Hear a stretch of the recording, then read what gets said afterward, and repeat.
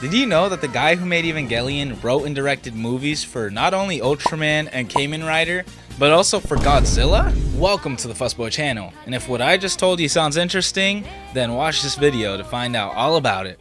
The Shin series is a series of movies distributed and produced by none other than Toho Pictures, a company which you might not be entirely familiar with, but is insanely huge in Japan for producing the Godzilla films and for also distributing the Studio Ghibli films, along with many others. Now that we have established what Toho's is, let's talk about why the Shin series of movies exists. Well, Toho wanted to bring some fresh air into some of Japan's most iconic franchises, and the first of these to get this treatment was Godzilla, donning the Shin prefix. Shin meaning new in Japanese, which makes sense to give this whole franchise its name, since all of these movies, although retaining characters and villains from previous canons, the stories themselves are completely new and innovative.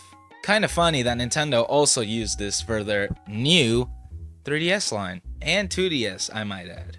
And like I said earlier, yeah, Toho chose Hideaki Anno to lead these projects, writing and directing all of them, which they actually came to him twice to ask. The first time they asked being a year before they started production on the first Shin film, and he declined because he was facing a Great Depression at the time. I'm really glad he felt good enough to sign on a year later, because I think it's really cool that they chose him specifically to be at the helm of these films. I mean, I haven't seen anything he's made other than Evangelion and its reboot movies, but yeah, I think those alone have such insane character and world building, along with many touching and powerful moments. I mean, if you've seen Evangelion, you gotta be mentally well to freaking watch that. That thing will break you, dude. It's crazy, man. There's so many crazy moments in that anime. And movies. And his talent was definitely in full display in these movies. What he does with these franchises is so new and innovative, even adding a layer of maturity to them without being corny, and I think that he really can do that really well. The first of these movies is Shin Godzilla.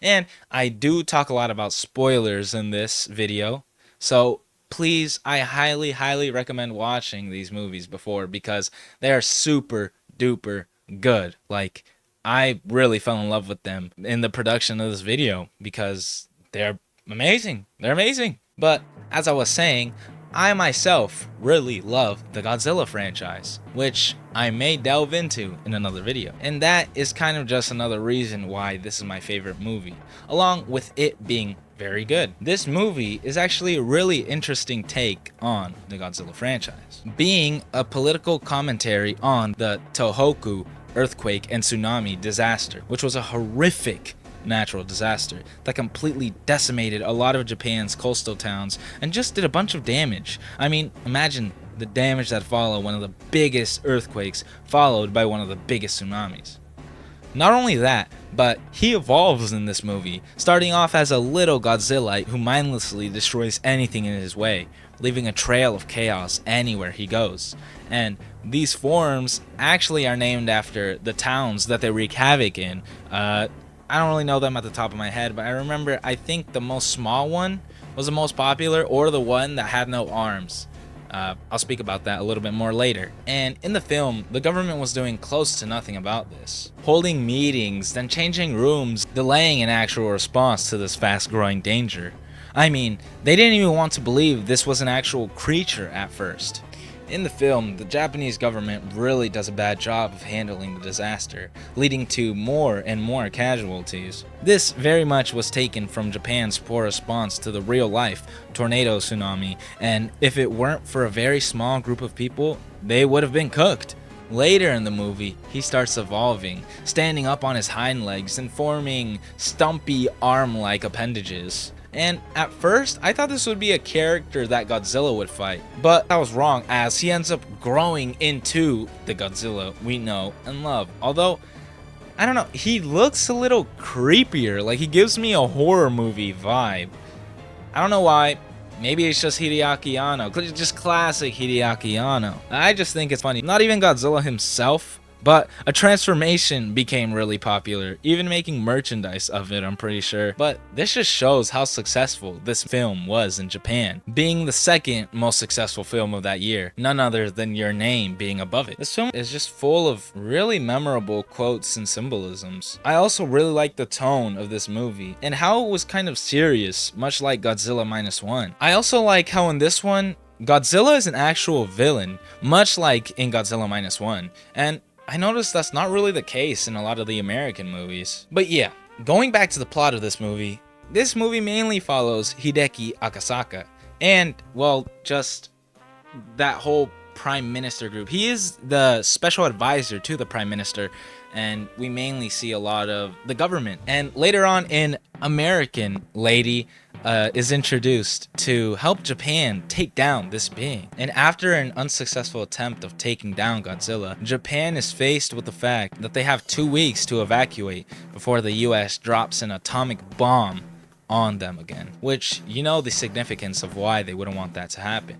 I mean, even I felt sad in that moment. It just felt real heavy. They then devise a plan with some of the world's smartest scientists to freeze Godzilla. We also find out that there's a doctor who knew about Godzilla, and Godzilla was actually an ancient creature who ate nuclear waste, which caused his body to rapidly evolve, mostly painfully, as they describe his body as going through like thousands, or I don't even know if they say millions, but like going through a lot of years of change just in, you know, a few moments, which, yeah, I couldn't even imagine how much that hurts. He even evolves to the point where his jaw has to unhinge to do his radiation blast, which was just insane to me. I mean, this looked like this creature was not from this world, which I feel like now Hideaki Anno probably wanted to give that feeling. I mean, this guy just causes absolute destruction, and it just feels like they're not gonna beat this guy. I was like, I don't even know how these guys would do that. I mean, no missiles, nothing worked. Probably atomic bomb, but I don't know. I feel like he would have tanked that, honestly. I don't know though. I don't know. But yeah, when I saw a clip of this movie, I thought that the monster that did this would be someone that Godzilla would fight. But again, I was wrong. He doesn't fight anybody except for humans. And yeah, it's just crazy. It's just crazy. And I actually saw something interesting that maybe, I think his wife died. I don't know how his wife died, the professor, but somebody was saying that there was something like his wife coming back, and his wife was like Godzilla, and she was angry. I don't know. It was just something interesting that I thought, you know, thought I'd tell you guys as well, because why not? Going back to the story though, we see a battle between human and kaiju where humans are actually kind of successful at first. I mean, they knock him down and begin their freezing plan, but he very quickly brushed off the freeze attempt, destroying some tanks near it. But humans had more fight to them, and they hit him with another thing that put him down and kept with the freezing, this time it being successful.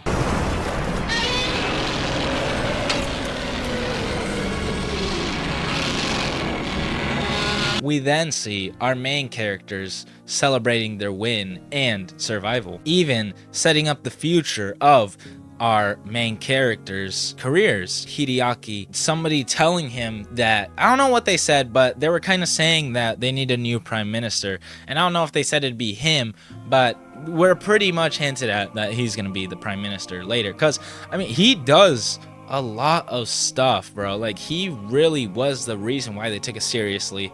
He just did a lot. He actually cared about his town and wanted to, you know, make it go all good. He even was like super close to the battlefield so that he could, you know, be there. It was cool. And also, the lady wants to be the president of the US, and I think some president talks to him about it.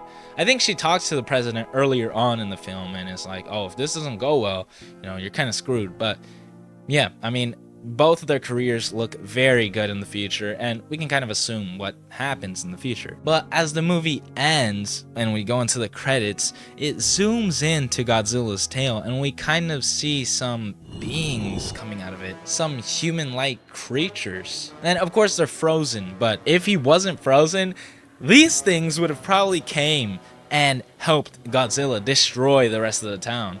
And it's actually said that he has like a radar like device inside him, which is why he's able to destroy planes that are flying above him and all that stuff. Like, he is pretty OP, man. Pretty OP. He has insane animal instincts. But yeah, those creatures were super eerie. They even gave like a shiver to my... These figures were super eerie, man. I even got a shiver going down the back of my neck. These things, I don't know. And as an avid internet user, yes, I looked up an ending explained because, I mean, yeah, we saw that, but I'm like, bro, I'm trying to see what that means, man. I'm trying to see what that means, you know? And I'm pretty sure it wasn't going to be in the film, but probably a final form of this Godzilla would have been an actual godlike form. Very appropriate for Anno if you've seen his other works. But yeah, as I said earlier, I really enjoyed this film. It really made me connect with the human characters and even root for them at times, which is rare for me because I don't like human characters in animated movies, like in Sonic the Hedgehog. But I mean, this one's kind of different because although this is an animated character, it's not like he's interacting with humans, and Godzilla's known for interacting with humans, you know, he destroys their towns. It's like in Godzilla X Kong. I did not care at all for the human characters. Like, not even a little bit, bro. It was all dumb. The whole little girl being able to talk to him was dumb. I don't like any of that. And yeah, I did not like them in those movies, but in this one, it's different. It hits different. The characters are layered. You see the pain, all the stuff they go through, and even when they make a new discovery, like when the scientists were like, oh, his blood coagulates, I was like, oh shoot, yo, this is big, and I don't know, you kind of feel like you're part of the team each step of the way, and I really like that, man. I really like that. And Hideaki Anno very perfectly and subtly displayed the feeling of hope for humanity that a lot of Godzilla films portray, and I just really like that. This movie was absolutely amazing and one of my favorite Godzilla movies now. I highly recommend that you watch it if you haven't already. Shin Ultraman is the third installment in the Shin series of movies and came out in 2022. And I really like how at the beginning of the film they put that tokusatsu. They put that this is a tokusatsu film. And I really like that. It kind of brought like a warm feeling to my heart. It kind of made me feel like the beginning of a Dragon Ball movie. Or I don't know, it just felt like I don't know, it just felt cool. It felt cool, like it was presenting a show to me, you know. I really like that. This film follows Shinji Kaminaga, which I don't know if it's a nod to Shinji from the Evangelion films, but it makes sense. It doesn't seem out of grasp because he did write Evangelion and he also wrote these films. But I think Shinji's kind of a common name over there. I've heard like a lot of people, at least in animes and stuff, called Shinji. And he could have just been called this. This could be like the first Ultraman or something. I don't know. Throughout this film, we see Ultraman just decimate kaiju, which I like a lot as it feels like a TV show, especially with the Monster of the Week interactions we get. Speaking of that, I like the way that they tackle the whole Monster of the Week cliche. As much like Power Rangers, the Ultraman shows also have a new Monster of the Week. But of course, since this is a film, you can't really have a Monster of the Week per se. But I feel like they really tackle this in a good way because they more have a montage of Ultraman showing off his different moves while defeating the enemies, like I said earlier.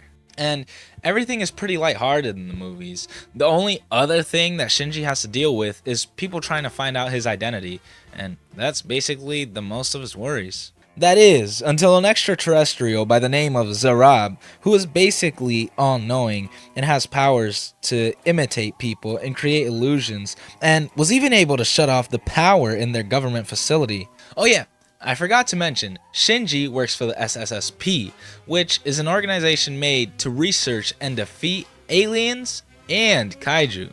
And this is actually really funny because for a good amount of time in the movie, they're actually trying to find out who Ultraman is. And you'd think with all these smart people, they'd know that he's hiding right under their noses. I guess it's kind of a Dexter situation, you know? He's right there, so they don't think it's him.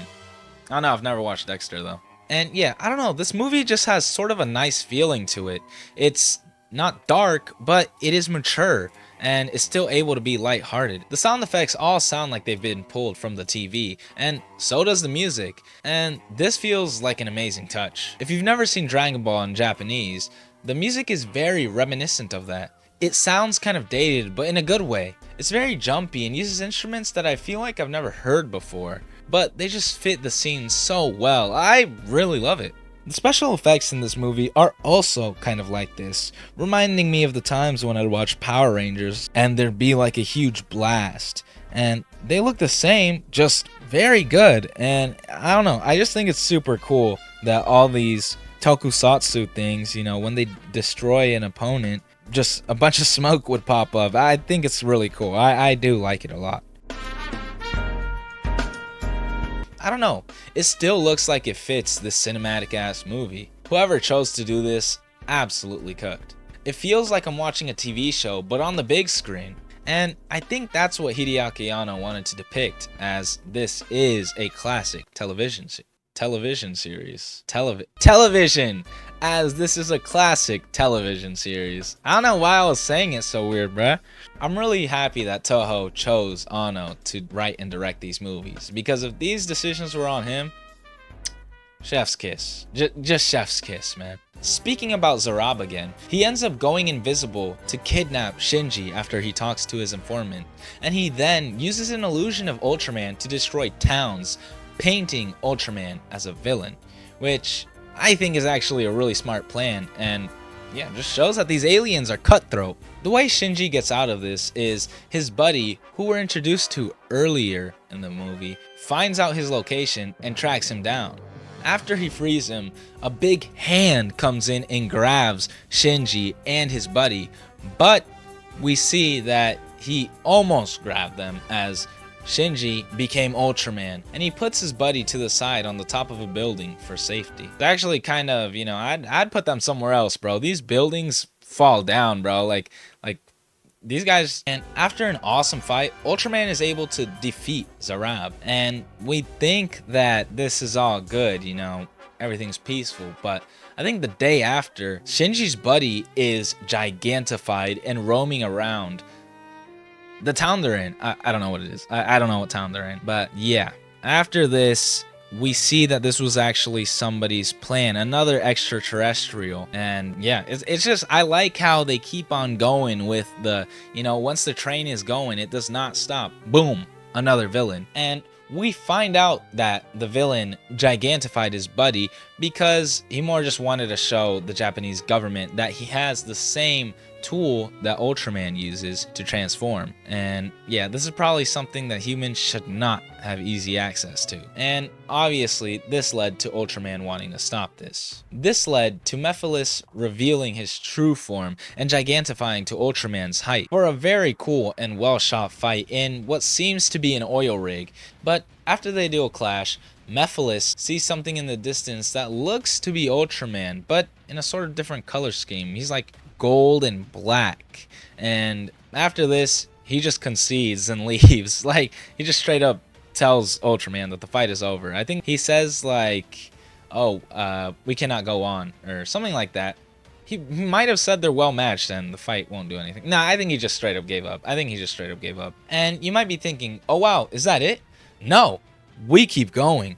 We're villain after villain right now, and at this point, we meet Zophi, an alien from Ultraman's own planet, who's not only here to tell Ultraman that he's broken laws, but that he's going to destroy humanity. And I'm not sure if it's because he said they'll evolve into really strong beings, or just because since they can grow big, they'll be very strong. I don't know. I don't really remember, and I'm not going to look it up. We also find out that Ultraman actually merged his body with a human from Earth, which makes sense because in this movie, he's actually trying to learn from humans and protect them.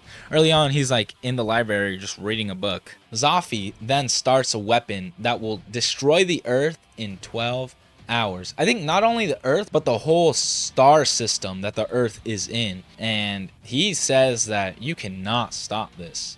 But obviously, this is a movie. This is gonna be stoppable. Even though his friends told him not to, he still went and tried to defeat this weapon, and he easily gets decimated. losing consciousness and being thrust back into Earth's atmosphere, eventually falling into the ocean. And he is not in good condition at all. He wakes up in a hospital bed, bandages all over himself, and you can tell why. I mean, he was getting beamed and just straight up pummeled. It was really crazy. I even thought that the movie was going to end with the Earth being destroyed. I mean, this is a Hideaki Anno film. It's not out of the realm of possibility. But Shinji's team at the SSP found a way to actually take down the weapon, and I think they even say it was a 0.1% chance it would actually succeed. And to my understanding, his plan was to transform and hit the weapon at the exact same time to create a black hole. Yeah. The only way to destroy this weapon was to create a black hole. Now that's crazy. And Ultraman is actually able to start the black hole, and it's going, but he tries to leave, but he's not able to. I mean, it's a black hole, what do you expect? And he gets sucked into it, and I think goes to another dimension. I don't know, it gets kind of trippy. Trippy Red. And after this, he talks to Zafi again, and I actually didn't know they talked about this, but Zafi actually asks Ultraman why he'd risk his life for lower life forms, and he says it's because he feels really bad for killing the original Shinji. Forgive me for laughing, that was just kind of silly. After this talk, Zafi tells Ultraman that he has to come back to his home planet to go to trial for his crimes of merging with a human and tampering with humanity. But Ultraman wants to stay here to protect humanity. This then leads to the two of them striking a deal, which allows Ultraman to stay on Earth, but he has to give his life to revive Shinji. And I really like this. Ultraman was able to reach his goal of protecting humanity, even giving Shinji another chance at life, which I know he previously felt bad for killing him. The ending was absolutely amazing, and so was this movie. I didn't know much about Ultraman, but left this film feeling like I know about the gist of it. Even a lot of the characters and kaiju that I assume were in the shows or something at least beforehand. And I really like this universe he lives in. He doesn't take himself super seriously, and so doesn't the movie. It's a light-hearted, mature adventure about the protection of humanity and nobility of a human, fighting until you can't. Watching this movie was an absolute joy, and the whole movie from beginning to end was incredibly engaging. As I said earlier, I really enjoyed the kind of campy nature this film has, and taking from original tokusatsu with the sound effects and music. Something they did change from this original format was that most of the characters used are CGI, and some of it looks weird and some of it looks good. I even enjoy when it looks weird, like when he does this crazy spin kick to send a monster flying. It's so unrealistic that it's kind of just funny, you know? The characters were also super funny. Although I don't remember their names all too much, I do like the way that they played along with each other. Like, after Mephiles' defeat, the SSSP is under government supervision, and this makes one of the ladies worry so much she just starts stress eating. And yeah, I just thought that was funny. But also, on the serious spectrum, I really liked the questions about humanity that this movie would ask, and it intrigued me that Ultraman really did want to learn about humanity. Even at the end, something that Shinji's buddy said really stuck out to me, and I'll play that clip right here.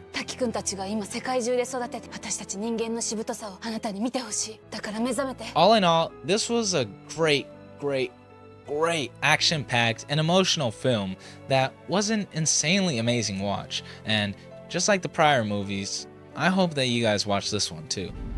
The latest movie to come out with the Shin prefix is Shin Kamen Rider. This movie, just like the others, is absolutely amazing, and I'd actually watched this before, only a few minutes, but I'd still seen it, you know? And this film came off as odd to me because I thought that Kamen Rider was kid-friendly, but like in the first minutes, there's like gore. He's just straight up cutting people apart, and there's like splashes of blood and stuff like that. I really was not expecting that. And it's actually cool how the movie opens up with a chase scene, jumping right into the action and the rider aspect of this film. And almost immediately, we are introduced to one of the many bug-inspired enemies in this film. And personally, I don't really like bug-inspired things, but they made them look really cool, kind of being reminiscent of Iron Man suits. And these bugs are called augments, which are part of an experiment that Kamen Rider was actually a part of, splicing human DNA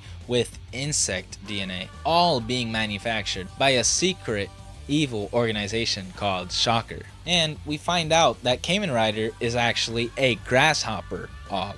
Yeah, they call them augs for short. But the difference between him and the other augs is that they were brainwashed to submit to Shocker. And I haven't seen Kamen Rider before, so I'm not sure if it's a movie exclusive thing or if this is in the Kamen Rider franchise, but I also really like the amount of enemies in this film, and we get a good understanding of why they're going against Kamen Rider, and it's rather simple too. They also established that every character turns into this foam-like substance when they die, so that they don't reveal any secrets. Then, this is kind of crazy. I mean, Shocker is insane for this. I also don't know if that whole insect thing is made up. Yeah, they're fused with insects because supposedly they're stronger, but that's gotta be made up for the movie, right? There's no way that they're actually stronger, right? The story is very much Evangelion-esque too, with a mad scientist who was barely there with his kids and instead worked on all of these insect-augmented people, even dying early on to the spider aug, telling Hongo to take care of his daughter. Yeah, Hongo's the name of the Kamen Rider. And I mainly say Evangelion-esque because the daughter, Ruiko, yeah, Ruriko. And I mainly say Evangelion-esque because Ruriko, which is the mad scientist's daughter, describes him as Shinji's father, basically, even though I thought he was pretty chill in the time we got to see him. And I actually really enjoyed the setup for the adventure that Hongo needs to go on, needing to destroy all of the previous augs. And I actually get really hyped when they say that Hongo needs to take down all of the augs, because just the first fight in itself was really cool. I mean, he does that classic, what I think is classic, Kamen Rider kick. And yeah, I just get very excited for the rest of this movie. I also really like how they tackled the Monster of the Week element of Kamen Rider, making it feel like more of a journey, making each aug beat really feel like we're progressing in our goal. And it doesn't drag on a lot. I love the pacing of this movie. And the maturity level is awesome too. It really feels serious in tone, and I really like that. Even when he does his flying kick, it just looks so badass. And whenever you see it, you know whatever it's going to collide with is going to get absolutely eviscerated. Even the posing and all that does not make the film feel any less serious.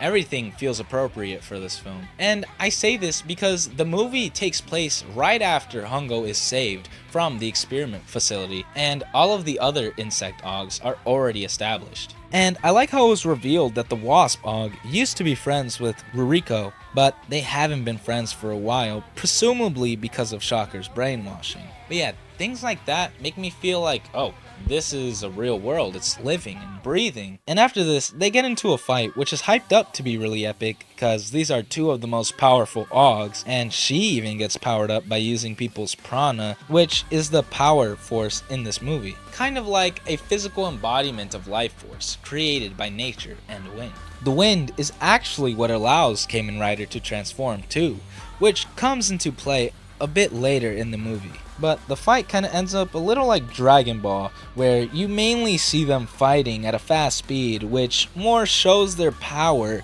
than some cool action. But then they do have a short fight scene until Kamen Rider backs her into a corner, but does not commit to killing her because she is Ruriko's friend. But this sadly ends up being futile, as one of the Men in Black-like characters they're working with to take down Shocker shoots her, and at first she says that this won't kill her, but this isn't any gun.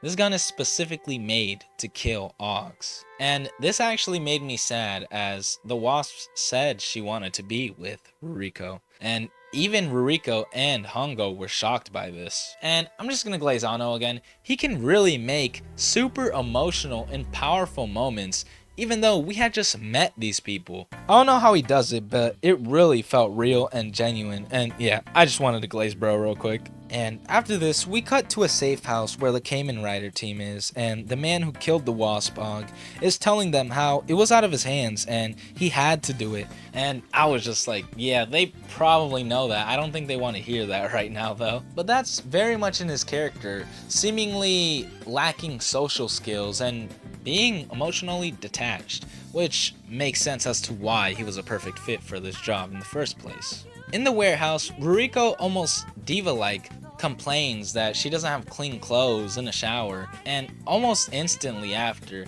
she says this because after a lifetime of being on edge and always needing to look out for others, she wanted to be pampered and taken care of for once in her life. And this was a really unexpected but cool and powerful scene. And what I like too is after saying this, she asks Hongo why he is so far away from her and to come closer.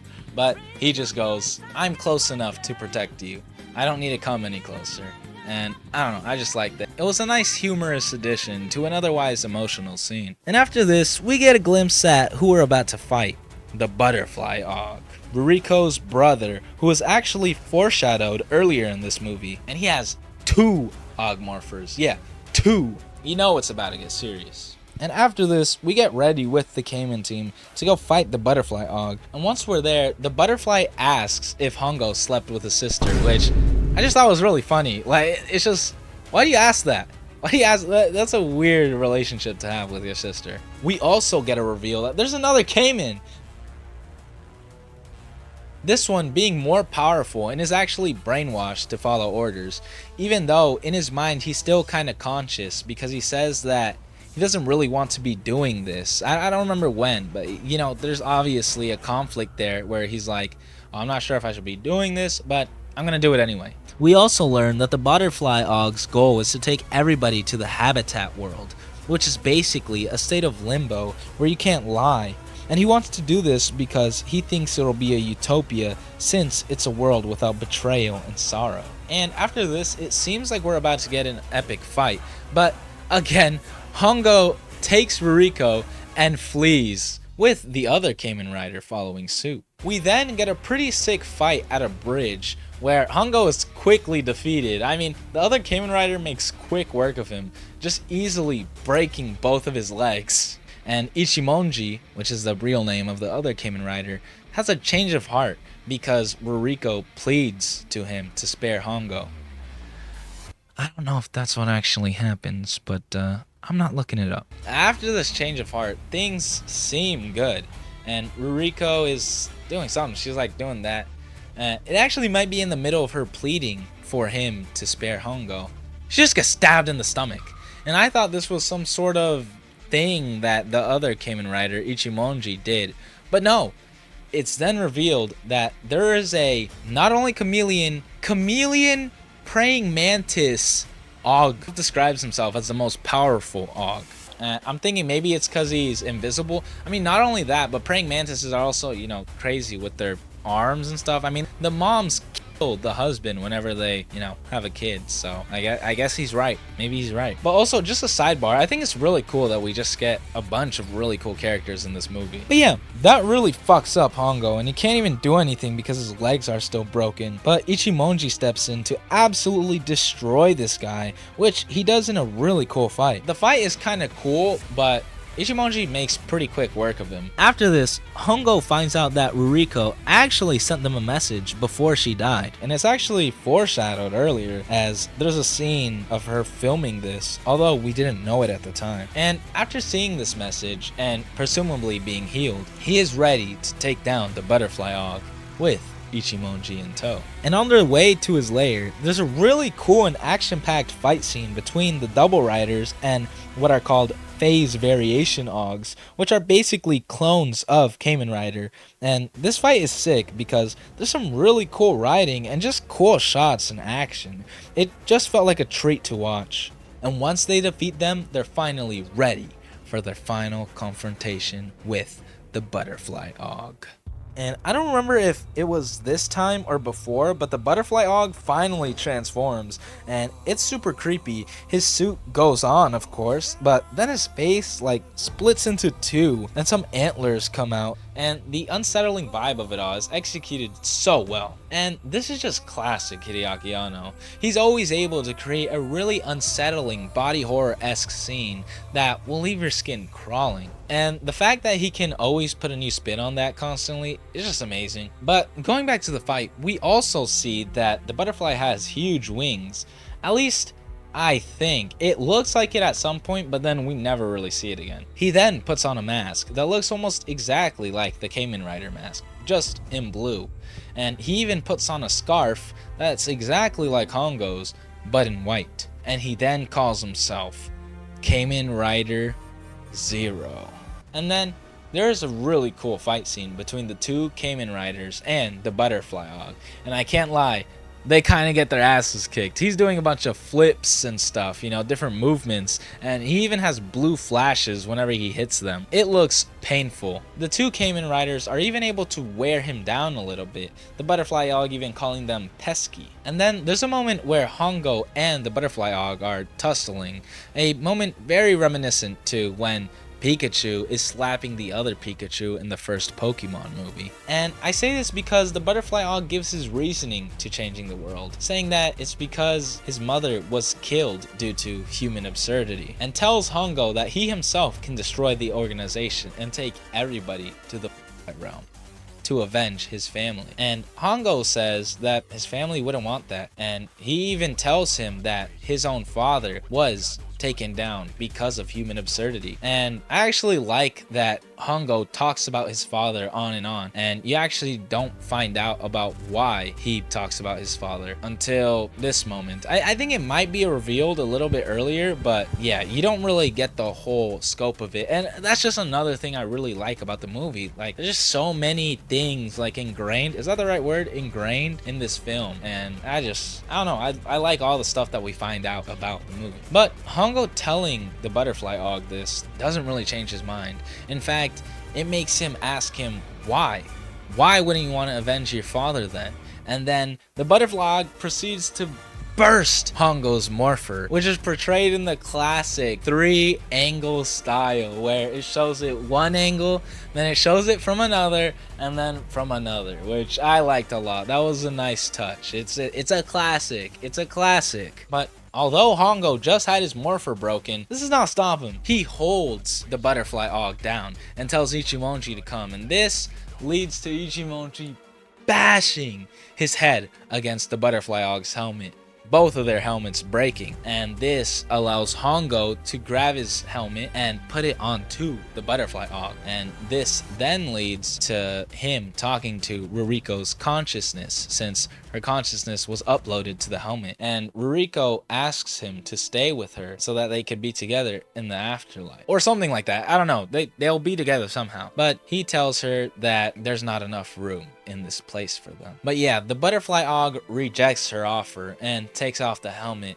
and immediately after this he gets shot by a bullet. And you might be thinking, well, why would that work? Well, it's because earlier on in the movie there's actually a scene where there's a Scorpion Og, and she has this big talk. She has this big talk about like they won't be able to beat her and how she's so strong, and you don't even get to see it. There's just an audio recording of her being taken down by what seems to be regular guns. It's actually pretty funny. I like that scene. But yeah, they used her venom to infuse it with this bullet to actually be able to kill the Butterfly Og. And yeah, I think it's just cool how a lot of things come back around, that included. But yeah, going back to the plot, we see that Hongo is basically on his last legs, and this is because it took a lot of energy for Ruriko to have that last message with her brother. And I actually like what this website TV Tropes said, and I'll actually read it right here. And it says that he died the same way as his dad, trying to help someone lashing out at the world. Yeah, I don't know, I just like that. Like, he died trying to help somebody who was lashing out at the world. I don't know, I just like the way that sentence is built and all that. That's good.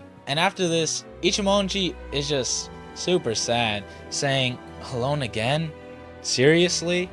And this is just another touching moment. I don't really do it justice, but you could really feel the pain. I think earlier it said how he's a journalist who I think was pretty much alone. I don't think he really had anybody, and he finally found somebody to confide in, even a team. I mean, he did like Ruriko and all that, but yeah, like he said, he's alone again. After this, we cut to a waterfront sometime in the future where we see Ichimonji talking to the Men in Black, agreeing to join the anti-shocker organization, also being given a new suit and Cyclone. Yeah, I never told y'all, the name of the bike is the Cyclone. A suit which I found out is very reminiscent to one of the first classic Kamen Rider suits. I'm not sure if it's the first one, but it definitely looked a lot like the first ones. And he actually finds out that Hongo is also in the helmet. It's almost like there's a I was gonna say an orgy. No, you know, there's a lot of people in this helmet. I'm like, who else is in this helmet at this point, you know? But yeah, I'm also really happy about this because not only does Hongo get to live on, but Ichimonji isn't alone. He gets to have his friend and a mentor as well. And the movie ends with Ichimonji calling himself Kamen Rider 2 and riding off into the sunset. Absolute cinema. Yeah, this movie was just absolutely amazing. I loved every single second of it, and I had thought that Shin Godzilla was my favorite, but this movie might just take the cake, or at least be equal to it. I mean, the tone, the characters, the action, the ride scenes were all so cool. I really look fondly at this movie whenever I think of it. And Hideaki Anno really did his thing with this movie. He's so talented. This movie felt really thought-provoking and didn't make things seem just black or white. Unless you're one of those foam people that died, then you would be white, but you know what I mean. And I'd even go as far as to give this movie a 10 out of 10. I mean, not a lot of movies can pull off killing their main character, and the setup to whatever the future might hold is exciting. I even hope we get a Kamen Rider 2, but I doubt that we're gonna get a sequel to any of these movies. I think they're just gonna keep on making new franchises. Not only that, but there was a lot of scenes with a lot of emotional weight in them, and those were just all awesome. I mean, you've heard me dick suck not only this movie, but all of the Shin movies. I've become a huge fan of them, and again, if you guys haven't seen these movies, I highly recommend that you do. I mean, they even make me want to go back and see what the rest of the franchise was about. I mean, I've already gone back and seen Godzilla, but now I'm even interested in the Kamen Rider shows. It seems like they're very close to Power Rangers, just with one guy, and they each have their own, you know, quirky thing about them. And Ultraman just seems cool. I actually want to see some Ultraman movies. I don't know about a show, because I like him in a movie setting. And I like that all of these movies remain very consistent in quality, if not each one being better than the other. Although I do like Shin Godzilla more than Shin Ultraman. I just love Godzilla. I have a soft spot for that kaiju, you know? But Shin Kamen Rider blew my socks off. I didn't know anything about Kamen Rider at all. And dude, they left a great impression on me. Okay, now this section was supposed to come after I talk about Shin Godzilla, but I forgot to put it. And the way CapCut works is you can't just put an extra video there, because everything that you edited does not move. So yeah, just imagine this came after the Shin Godzilla section. Yeah, this is like, you know, some reasoning for something in the video. Now, the next movie would be Evangelion 3.0 plus 1.0 Thrice Upon a Time, as it's technically in this. I don't know. I saw it in the Wikipedia. It said it was part of the Shin series, although it doesn't share the Shin prefix. But yeah, I mean, I watched it like a few years ago. I think in 2022, I had COVID and I just watched all the movies. And I had just come back from London and I just watched the whole series. So it was pretty fresh. It was really good from what I remember. Of course, it's part of a whole series. It's the 4th movie in the Evangelion reboot movies. And it's actually crazy. Like, I think those movies have like very crazy differences in when they came out. I think one of them had like a 15-year difference. But yeah, that I enjoyed it. If you guys want to watch those are a good take on the Evangelion thing. It's very close to the original, although I'd say more like halfway through, the ending is very different. Like, there's new characters introduced and all that. But yeah, it's very cool. Even the ending is very different. But yeah, I won't go very in-depth in that because it's not, to me, it's not a Shin movie. But yeah, hopefully y'all don't mind that. Don't crucify me in the comments. Yeah, let's get back to the video. I really enjoyed all these movies. I mean, I don't need to tell you. I don't want to say it because my parents are right out there, but I basically had Hideaki Anno's dick in my mouth the whole time, bro. But for good reason, man. That man could write a movie so well, bro. Like, seriously. I don't know if he's worked on anything else, but dude. And so good, bro. So good. And I don't even know how I found out about this. I think I actually found out about this series because of Shin Godzilla, which actually, he is super famous in Japan. I mean, I think there's a cinema where he is literally there. Like, there's a huge Godzilla, and then there used to be like a Godzilla zip line, if I'm not mistaken, that they actually replaced to be the new Shin Godzilla. They made his head, you know, the thing, and you can actually still zip line in there to this day. Hello y'all, this is before the outro. I just wanted to quickly come here and talk about what came about for the Shin movies.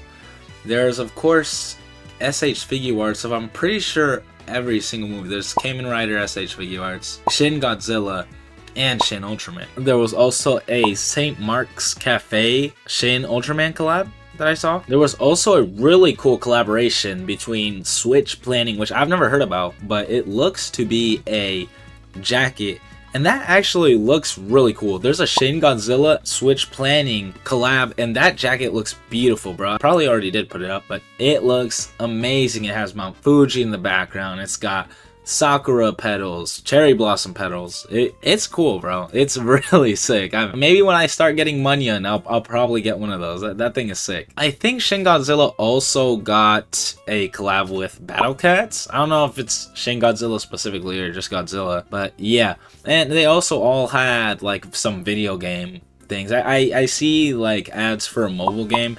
I'm not really sure what the game is, but there are some collaborations on video games too. I also see that a denim studio, I think is not denim studio, a denim brand called Studio D'Artisan had a Kamen Rider collab, which is really cool. Actually pretty sick that they got their own pants and stuff. On the little tag, you know, on the pants, it has the Kamen Riders, I'm pretty sure. And also a Puma collab as well. Puma Atmos collab.